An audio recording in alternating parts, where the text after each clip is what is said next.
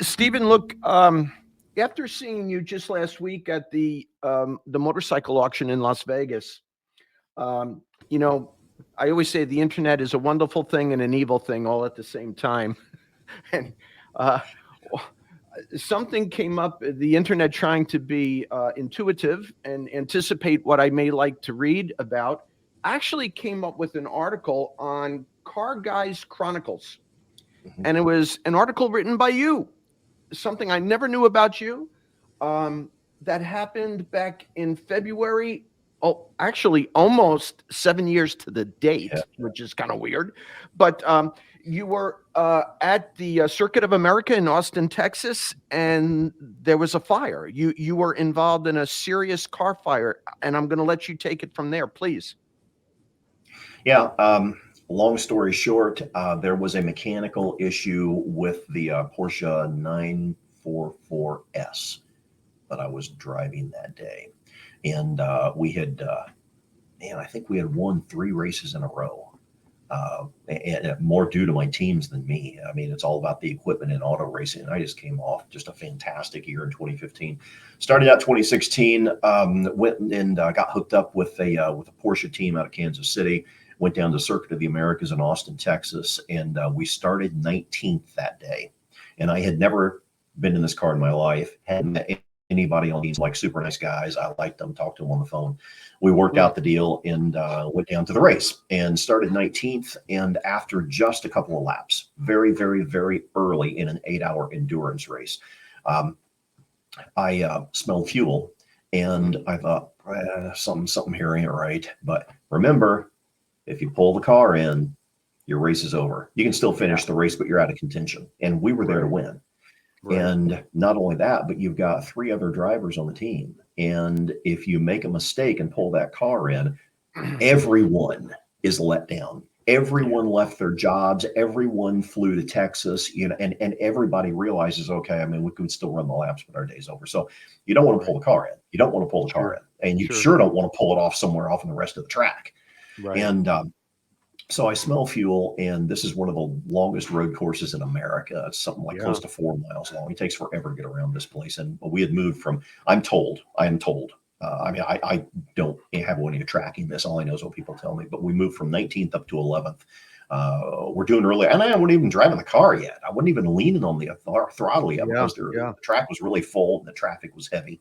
And we're moving up and knocking on the top 10 and looking for a fourth straight win. And then when I smell the fuel, I think, could it be the guy in front of me and maybe the overflow is spitting out some fuel? Because, you fill the cars for an Sure, endurance race, you fill the fuel neck up. I mean, every drop you can get in, you do. I thought, sure. hey, he shouldn't be burning fuel off, shouldn't still be throwing it out after 2 or 3 laps, I wouldn't think.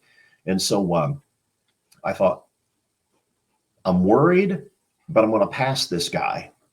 Then if I still smell fuel, I know we're in trouble. Well, Yeah. I got past him, but I got past him at the far end of the track right as we were passing the pit entrance.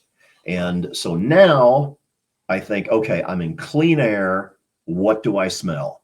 Okay, I smell fuel and it's worse, not better. But now you've got to go all the way Yeah, around one of the yeah. longest road courses in the world to get back to the pits. And I just didn't want to to end the team's day. And I Sure. thought I need to stay out here and get back to pit row. And so almost made it. Got all the way down the back stretch. At the very end of the back stretch, the car burst into flame. But by this point in time, it's been spitting so much fuel that the fuel vaporized under the hood and it soaked the right side of my suit. And of course, you've got several layers on. I had no way of knowing that. I just knew what I smelled. And Right. so everything goes up in flames, me included. So I am literally, the right half of my body is literally burning. And there's no way the safety workers are going to get there in time. It's not their fault. I mean, it Right. was an out of Right. control situation. And so Right.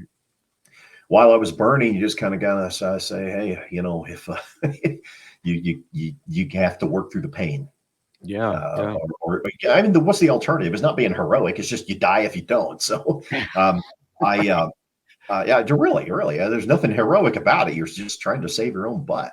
And Sure. So while I sat there and burned, the contrast was so bad and my visibility was so limited by flames everywhere that I actually had to lift the visor on my helmet and just let my face burn. But I could see now much better, and eventually got out of the car and flopped and rolled because I was still burning on the asphalt, thinking, "Lord, please don't let anybody hit me." Because you can't, Right. yeah, I couldn't see to pull the Yeah. car over. I mean, all you can see is orange everywhere. Your whole world's orange. Even my helmet was burning. And in fact, the helmet's sitting on the floor of my trophy case behind me. I still have it, and it's a burned up mess. But so I woke up 2 days later in the hospital in intensive care at a special burn unit in San Antonio, Texas, and was a guest there for the next 10 or 11 days. Wow. And the rest of it's history. So, but I mean, I you can still see, if you look carefully, you can see the outline of my helmet Well, on my yes. face, and And television makeup covers it up. But when I lifted it, I had to see, or I was going to die. I had to see. And I could actually see a little bit better once I yeah. lifted, because I had a very dark visor on. And so, I mean, it messed up, this side of my face here and under my eye. And again, TV makeup covers it up. It's just not too bad. Scarring all the way up here around the neck, on my legs and my hands and stuff like that. But Yeah. they took good care of me at the hospital. And I am fortunate and thankful to be here. And my big regret is that I couldn't save the car. Because I'll tell you, I'll be the first one to tell you, I didn't hit the fuel switch. The Yeah. last thing on my mind was hitting the fire extinguisher switch to put the fuel out. Wow. I brought the car to a stop as fast as I could, because it wasn't just a car fire. I was burning on fire inside the cockpit as well as the car. And so I thought, and the car just burned to a crisp, and the team lost everything. And I've always felt bad about that, but Well, call it what you you gotta wish. prioritize things. Absolutely, but and again, call it what you wish, but that sounds heroic to me.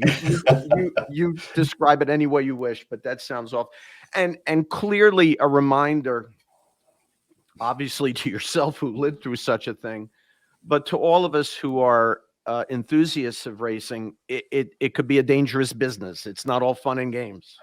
Yeah, at any level, and I mostly race the mid levels of the sport. I mean, as we talked a few minutes ago, I kind of missed my opportunity at Indy cars, and so I race at the mid levels of the sport, and you can get hurt there too. Oh, no, They had another no big fire in a question. Corvette about a year or so ago, and another guy I know that got burned up pretty good. So Yeah. you got to be careful. If at this point in my career, if they make a safety thingamabob, I wear it. Yeah, All of right. them. Yeah. Yes, Sure. I wear the triple layer suit. I wear the Nomex underwear under the triple layer suit. I mean, everything. I wear it. Yeah. And thankfully, there have been so many advances in safety equipment. Yeah. Well, again, so glad that you came out of that well and were able to continue both of your careers.